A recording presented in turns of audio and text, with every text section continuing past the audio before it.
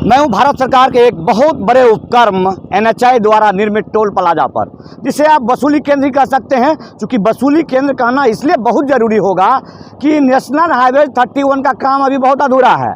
ये यहाँ के पूर्व सांसद भोला बाबू के द्वारा एक स्वर्णिम परियोजनाओं में से एक बख्तियारपुर खगड़िया 4 लाइन, ये खगड़िया 4 लाइन जिसके बीच में गंगा नदी पर बनने वाला 6 लाइन पुल भी है और ये वसूली केंद्र स्टार्ट हो गया है। 2 दिन पहले जब इसकी शुरुआत हुई थी तो बीच में पता चला था कि इनके हाथ पांव फूल गए जब जनता ने सवाल करना शुरू किया और टोल प्लाजा को ये बंद कर दिए।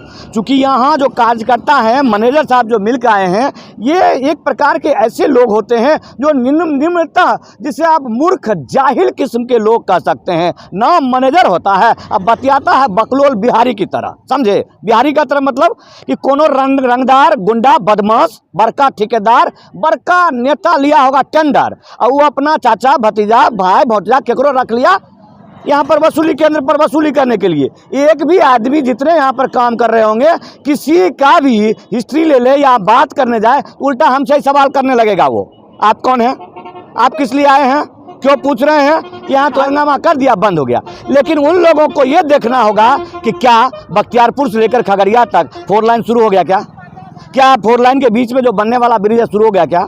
यदि एक बार एक और वसूली केंद्र बनने की बात है तो नितिन गडकरी साहब ने कहा था कि 60 किलोमीटर के अंदर में हम आपसे वसूली नहीं करेंगे। तो क्या ये लग रहा है आपको कि यहाँ से लेकर के जब औटा के बीच में जब वसूली केंद्र शुरू होगा तो 60 किलोमीटर नहीं पड़ेगा वो?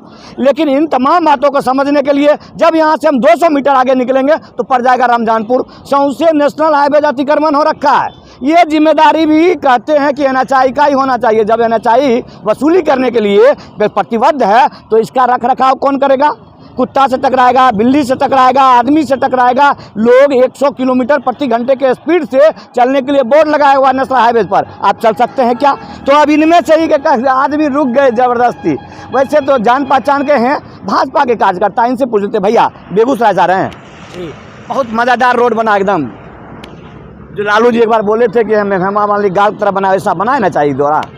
नहीं, रोड के बारे में क्या, रोड तो बना है, रोड बना है, जो लाइन जो कॉजवे है, एक मोटरसाइकिल ले जाते हैं इधर भाग जाता है उधर, वो सब ठीक हुआ? आप अभी टोल पर खड़ा है। हाँ। टोल पर हमको जाना है जी। ये जो टोल टैक्स वसूला जा रहा है बिल्कुल अवैध है। अवैध है? बिल्कुल। कैसे आप कह सकते हैं? हम बस मालिक भी हैं। आप बस मालिक हैं? बस मालिक हम। और रोड बना नहीं है, वसूली केंद्र शुरू? रोड बना नहीं, ये पूर्णिया और पटना 4 लाइन से जोड़ना है इसको, कनेक्टिविटी है नहीं। हम सिमरिया के पास आपका जो NHAI को जो टेंडर, आपका जो स्वर्णिम परियोजना आया, ये परियोजना आया बख्तियारपुर खगड़िया 4 लाइन, जो कि भोला बाबू के द्वारा प्रस्तावित था बहुत मेहनत के बाद, क्योंकि अटल जी के स्वर्ण चतुर्भुज में हम नहीं आ पाए।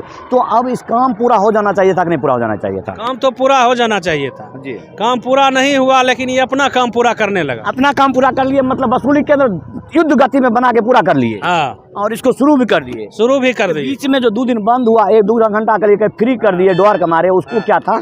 उसमें था ये NHAI का अफसर इसका आया और इसका जो मैनेजर ठेकेदार का जो था वो हम लोगों को डालमा दिया। वो कहा शनिवार को हम DM के साथ आपका बैठक कराएंगे, तब तक के लिए हमको चालू रखने दीजिए। अच्छा, वो बैठक नहीं कराया DM। लगातार वसूली जारी, लगातार वसूली सरकार के कहे बगैर, बिना NHAI के परमिशन बगैर, रोड बने बगैर, हमारे बस मालिक को धोखा दिया। वो अभी एक बस मालिक वहाँ अंदर बैठे हुए थे जो पूछ रहे थे कि भैया क्या क्या कागजात ले आए, तो मैनेजर और उसका गोली दे रहा है कि अखबार में निकला है, तुमको नहीं पता, तुम ही गलती पर हो। ये सब कब तक? कैसे बस मालिक क्या वो इंसान नहीं है, भारत का नागरिक नहीं है क्या? है ना, तो उसको देते हैं। उसके बाद दोहरी मार झेल रहे हैं, हमको कोई सुविधा नहीं है। कोई वसूली केंद्र बिल्कुल अवैध है, एकदम अवैध है। देखिए, इससे ज्यादा हम क्या कहें? जो तमाम लोग, कुछ लोगों ने मुझे ही कहा था कि हम अब शॉर्टकट रास्ता निकलने के लिए मजबूर हैं, क्योंकि रोड बना नहीं तो हम क्यों दें? इससे अच्छा ग्रामीण पथ है, इस नेशनल हाईवे 4 लाइन से अच्छा ग्रामीण पथ है। क्योंकि फर्स्ट लाइन में जो आपका कॉजवे है ना, वो मौत को दावत देता है। खगड़िया से लेकर बेगूसराय के बीच में इसी साल में, बीते साल में 100 से ज्यादा स्पॉट डेथ मौत हुआ है।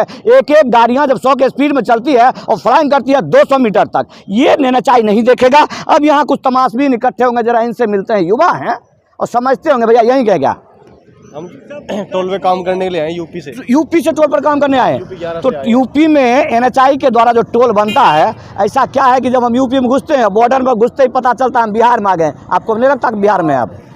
बिल्कुल लगता है। रोड NHAI के द्वारा, आप यूपी में NHAI वाले पे काम करते होंगे जी। उसका रख रखाव, यहाँ का रख रखाव में कुछ अंतर है? सिस्टम इंडिकेटर है, हमें जो सिस्टम जहाँ चल रहा है ये हमने लगाया है। ये आपने लगाया है आकर? सॉफ्टवेयर हमारा चल रहा है। मतलब ये बस सॉफ्टवेयर चल रहा है, तो रोड बना नहीं है, वसूली अच्छा बात है क्या, बताइए? देखिए इसमें सरकार के कहीं ना कहीं कुछ लूज पॉइंट है।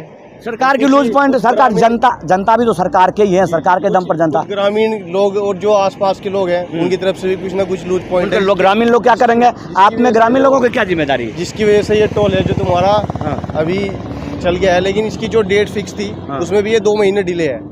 ये 2 महीने डिले हैं। और जब आप लोग बोल सकते हो जब ये काम अंडर प्रोसेस नहीं है, काम अभी अंडर प्रोसेस है, पुल अभी बन रहा है, तो टोल नहीं लगना चाहिए?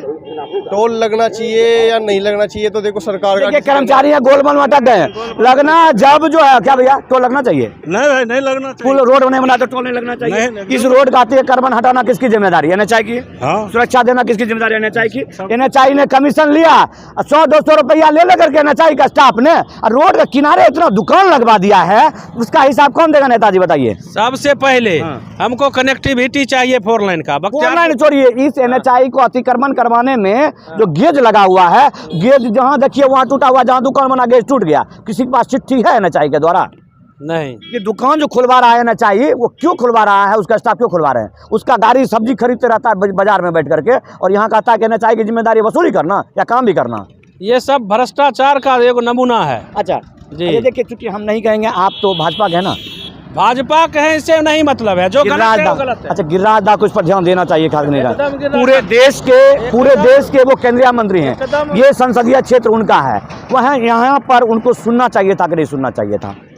गिरिराज दा को ध्यान देना भी चाहिए, और उनको मैं ध्यान दिलाऊंगा इस बात पर। आप मंडल अध्यक्ष हैं, एकदम इस अवैध देखिए के खिलाफ उनके संज्ञान में मैं दूंगा। पत्र लिखेंगे क्या? एकदम लिखेंगे। कि सिर्फ फोन करके? जी नहीं, फोन से भी करेंगे और पत्र भी लिखेंगे, उनको संज्ञान में देंगे, तब तो कार्रवाई होगी। देखिए, यहाँ पर जो बिहार है, एक ऐसा गणराज्य है, एक ऐसा राज्य है जहाँ पर कि लोग पढ़े लिखे बहुत होते हैं, बकैती भी खूब करते हैं। सवाल एक पूछने जाइए, 15 सवाल आप ही से पूछ देंगे, लेकिन चिट्ठी के नाम पर बहुत फड़फड़ा जाते हैं। इसलिए हम नेताजी से आश्वासन ले लिए कि चिट्ठी लिखिएगा कि नहीं लिखिएगा। गिरिराज सिंह यह बहुत बड़ा मंत्री हैं, हमारा नामे से जो है ना बहुत डर लगता था। अब इस वसूली केंद्र को आज रात में ही बंद हो जाए तो बहुत बढ़िया है। नहीं बंद हुआ तो हम कर देंगे मुकदमा करेगो, मुकदमा कर देंगे लूट का, वसूली का। इस वसूली केंद्र का कौन कागज है क्या आपके पास? नहीं है। देखिए, और उसके बाद बताते हैं, मैनेजर साहब के रहने के लिए कोई शीशा का घर बना हुआ खूबसूरत सा, उसके अंदर जो मैनेजर साहब ना एकदम बुच देहाती की तरह बतिया रहे थे अंदर में, उनको न कुछ बुझने आता था, ऐसा लगता था कि घाट छिलने वाला है न कोनो ठेकेदार लगे बैठा दिया है, बकलोल जैसन। लोग पूछ रहा है कि वो कागज कौन लगाना है, वो कहते हैं अखबार पढ़िए।